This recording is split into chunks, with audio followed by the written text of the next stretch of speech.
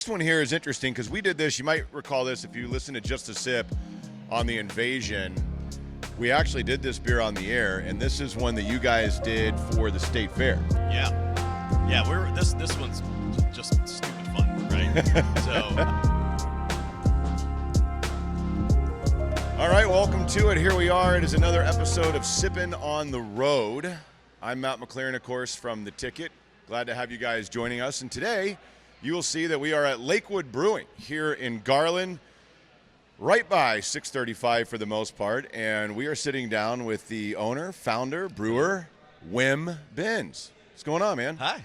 How are you? Good. Yeah, this You ready is to great. drink some beer and talk about your stuff? Are you ready to drink some beer? I need to drink some beer. So, yes, I'm very ready to drink some beer today. We can definitely drink some beer. All right. It's a good day for it. You want to start light and go to the dark? Yeah, so I think the order that we have them in, that's All probably right. the way we need to go. There we go. So I think we go left to right. Okay. And Pony. So we'll start with Pony Pills. Yeah.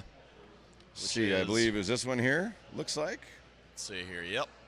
That's this one. Nice and clear. This is the Pony Pills, a Pilsner, a lager, I would imagine. Yes, sir.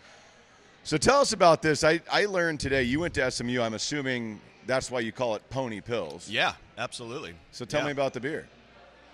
So the beer's just really easy drinking, light, crushable Pilsner. And this has been out for a little over a year now, and it's been great. It's really only available sort of within the 635 bubble. We kind of went, hey, let's start at campus and sort of build out that way. So, but yeah, man, we're crushing it, around the SMU area and in the stadium too. So it's been really, really cool to see the response to the beer and, having a hometown team that's doing great. So, Yeah, this is one of those, see it on the camera there, but that's super light, man. Easy, crushable, as you said, which are those, that's a good beer for tailgating. Oh, yeah. You're hanging out at the stadium like you're talking about, man. You can go through a few of those. That's pretty good. Yeah. Really easy and clean. Super easy to drink. The Pony Pills. Nice. Mm-hmm. All right, so let's move on, and we will go, because this next one here is interesting, because we did this. You might recall this if you listen to Just a Sip on the Invasion. We actually did this beer on the air, and this is one that you guys did for the state fair. Yeah. This one's just stupid fun, right? So one of the vendors at the state fair, Russo's, they approached us and said, hey, we're doing this wild thing for the fair, food-wise. So it's a 12-inch, half-inch thick slab of like center-cut smoked bacon that they then dip in a glaze, wrap in cotton candy, and then light on fire. Yeah. And so they're like, we want to do a cotton candy bacon beer. And we're like, okay. Because we'd done something similar. We did a beer called Man Bear Pig, which was a maple bacon porter. And we're like, yeah, we'll just do that again. And Why they're not? like, Yeah. and we want it to be light. We're like, Okay. okay. All right. Let's scratch our heads a little bit. But so it's a blonde beer base with cotton candy and bacon flavor, and it's how do you go about surprisingly drinkable? How do you go about getting a beer like this when it's kind of that, okay, like you said, that's, I think it won like most savory item or sweetest item or whatever at the fair this year. Yeah.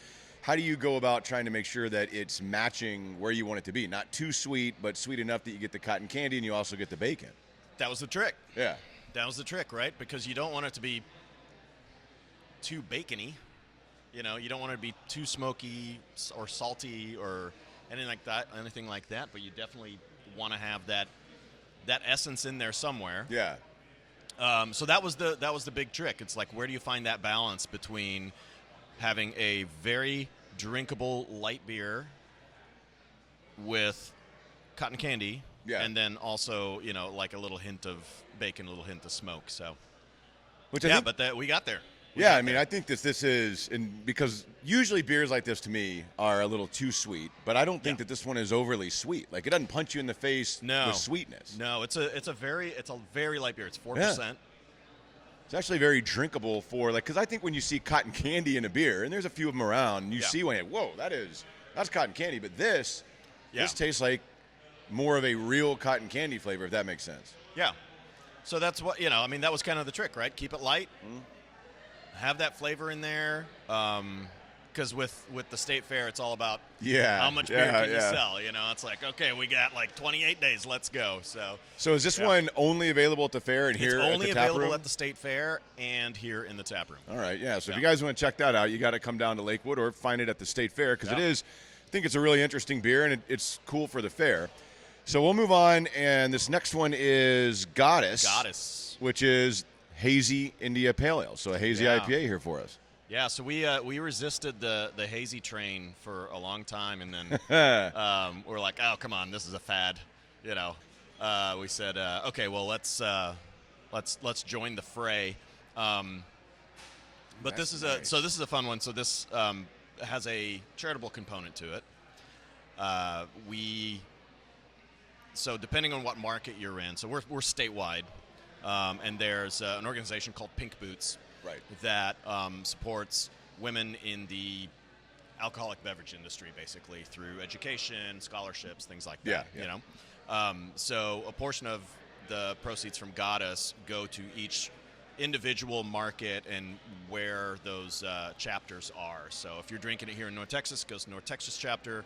If you're drinking it in San Antonio or Austin, it goes to their respective chapters. So it's just a way for us to, make sure that we keep supporting the industry that, got us here.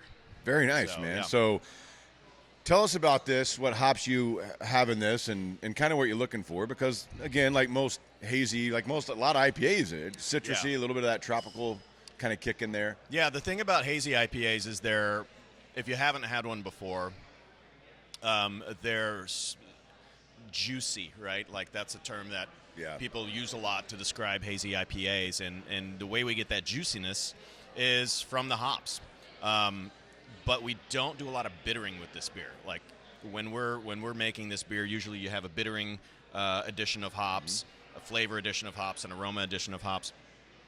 What we're doing with this is we're not doing any bittering on the brew house side, and it sees hops during fermentation, which has there's a lot of chemistry involved there. But basically, what it's doing is the yeast and all the chemical things that are going on within the fermentation of the beer are taking the compounds of the hops and transforming those into different flavors.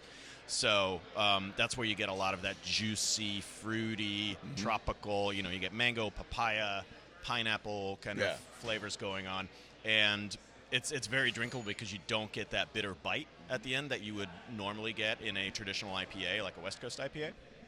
So I think that's one of the reasons why the juicy IPAs are they got so popular. The biggest growing and still growing category in craft beer. So, and this one, this one's done great for us. It's actually Pony just became our number 2 beer.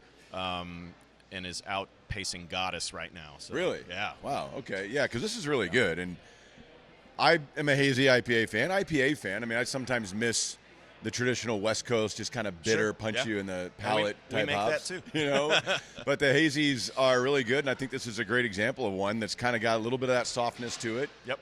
But as you said, juicy and really drinkable. I mean, this is you can drink a few of these. What's the ABV on this? 6.7, I think. 6.7? Yeah, okay, 6, very nice. So just under 7. All right, so we'll get to our 4th beer, and this is the one that I would imagine most people, if you know Lakewood Brewing, you know Temptress. And I remember years ago, this beer, I mean, people would wait in line when it would come out, and it was just, Temptress is coming out, you got to get one.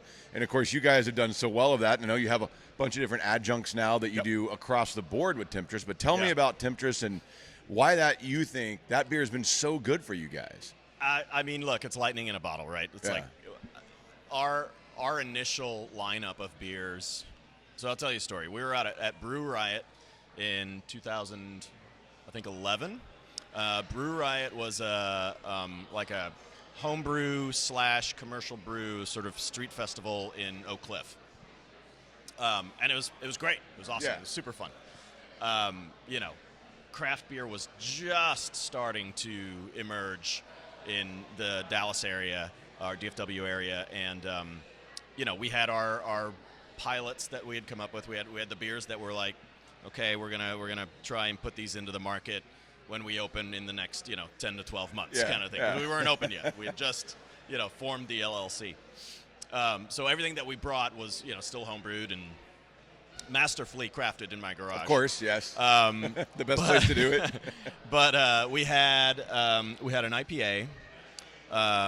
We had an American Blonde that became Rock Rider, the first IPA that became Hop Trap. I remember and that. And then we had Temptress. And we said, okay, so it's the middle of May. It's a beer fest. I'm like, all right, I think the women are going to go for the blonde. The big bearded guys are gonna go for the stout, and we'll have an IPA somewhere in the middle, a little bit for everybody. And it was, as soon as word started to spread about Temptress, and it's like big and decadent and chocolatey and sweet, super yummy, right? It's like dessert in a can.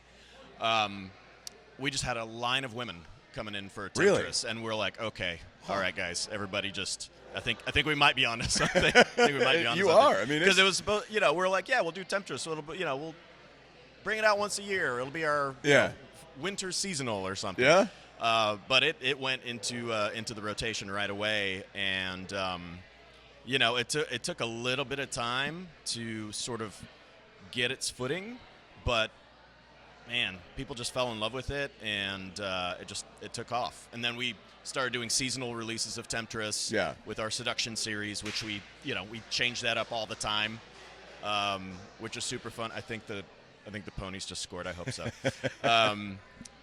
It's super fun. We have bourbon barrel aged Temptress that comes out every year.